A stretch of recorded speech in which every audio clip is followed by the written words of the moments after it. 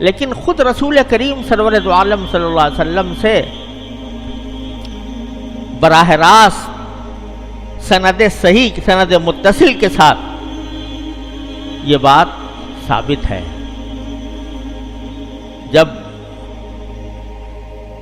رسول کریم سرور دو عالم صلی اللہ علیہ وسلم نے حضرت معاذ ابن جبل رضی اللہ تعالیٰ عنہ کو یمن بھیجا، اور حضرت معاذ ابن جبل رضی اللہ تعالیٰ عنہ بڑے لاڈلے صحابی تھے رسول کریم صلی اللہ علیہ وسلم کے، لاڈلے جن کو کہا جائے، اور ان لوگوں میں سے ہیں کہ جن سے رسول کریم صلی اللہ علیہ وسلم نے براہ راست یہ فرمایا انی احبک یا معاذ، یا معاذ میں تم سے محبت کرتا ہوں. اور یہ فرمایا چونکہ انی احبک یا معاذ فقل اللہم اعنی علی ذکرک و شکرک و حسن عبادتک، میں تم سے محبت کرتا ہوں تو اس لیے تمہیں کہہ رہا ہوں کہ ہر نماز کے بعد یہ دعا مانگا کرو کہ اللہم اعنی علی ذکرک و شکرک و حسن عبادتک. اور بڑے عجیب واقعات ہیں حضرت معاذ رضی اللہ تعالیٰ عنہ کے نبی کریم صلی اللہ علیہ وسلم کے ساتھ تعلق اور محبت کے جانبین سے. تو بڑے لاڈلے صحابی، لیکن دین کے لیے ضرورت تھی کہ ان کو یمن بھیجا جائے. یمن میں حاکم بنا کر بھی بھیجنا تھا، وہاں جا کر وہ حاکم بھی بنتے، قاضی بھی بننا تھا، اور وہاں کا انتظام بھی سنبھالنا تھا، کیونکہ وہ علاقہ مسلمان ہو چکا تھا بڑا حصہ، اور وہاں پر کسی حاکم کی ضرورت تھی. اور اسی موقع پر رسول کریم صلی اللہ علیہ وسلم نے فرمایا تھا کہ اے معاذ میں تمہیں یمن بھیج رہا ہوں، بتاؤ کہ تم لوگوں کے درمیان فیصلے کیسے کرو گے. تو انہوں نے عرض کیا کہ یا رسول اللہ، اللہ کی کتاب کے مطابق، قرآن کریم کے مطابق فیصلے کرو. کہا اگر قرآن میں نہ ہو وہ بات تو کیا کرو گے؟ تو فرمایا آپ کی سنت کے مطابق، بسنت رسول اللہ صلی اللہ علیہ وسلم. حضور نے پوچھا اگر اس میں بھی نہ ہو، کوئی مسئلہ ایسا پیش آ جائے جو قرآن میں بھی مذکور نہیں اور میری سنت میں بھی موجود نہیں، تمہارے علم میں نہیں، پھر کیا کرو گے؟ تو انہوں نے فرمایا اجتہد رأیی یا برأیی، کہ اپنی رائے سے اجتہاد کروں گا، یعنی کوشش کروں گا قرآن و سنت کے اصولوں کی روشنی میں کوشش کروں گا کہ مسئلہ نکالوں اور پھر اس کے مطابق فیصلہ کروں.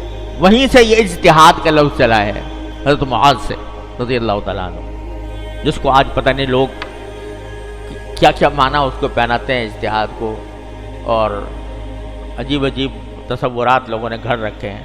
اصل اس کی یہ ہے کہ حضرت جہاں قرآن میں کوئی حکم نہیں، جہاں حدیث میں کوئی حکم نہیں، تو اس وقت قرآن و حدیث کے جو اصول ہیں ان کی روشنی میں کوئی مسئلہ مستنبط کرنا، یہ ہے اجتہاد. تو حضرت معاذ سے آپ نے جاتے جاتے یہ ایک بہت بڑا اصول جو ہے حضرت معاذ ابن جبل رضی اللہ تعالیٰ عنہ کے ذریعے امت تک پہنچا. تو جب یمن بھیجا اور روانہ ہونے لگے حضرت معاذ ابن جبل، تو ان کو سواری پر بٹھایا اور سرکار دو عالم صلی اللہ علیہ وسلم لگام لے کر ساتھ ساتھ چلے.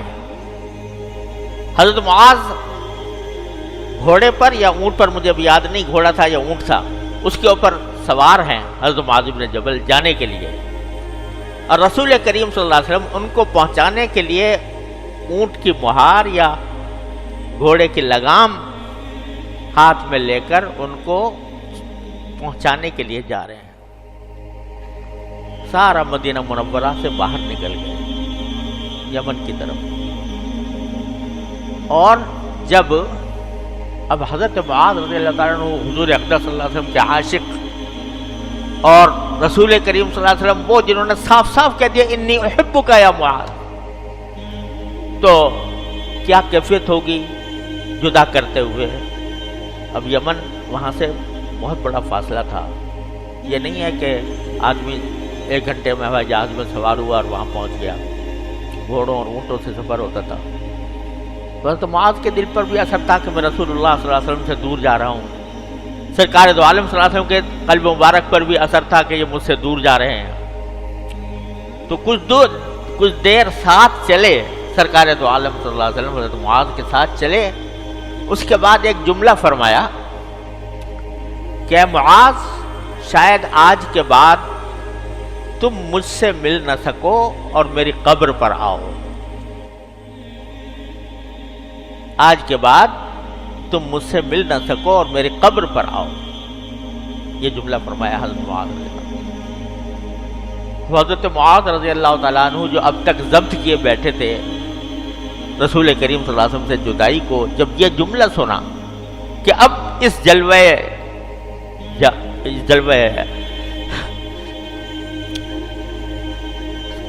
رسول کریم صلی اللہ علیہ وسلم کا جلوہ اب نصیب نہیں ہونا، تو نہ جانے کب سے آنسو چھپائے بیٹھے تھے.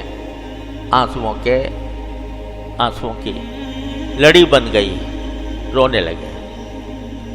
رسول کریم صلی اللہ علیہ وسلم نے بھی اس وقت تھوڑی دیر کے لیے حضرت معاذ کی طرف سے چہرہ پھیر کر مدینے کی طرف دیکھنا شروع کر دیا.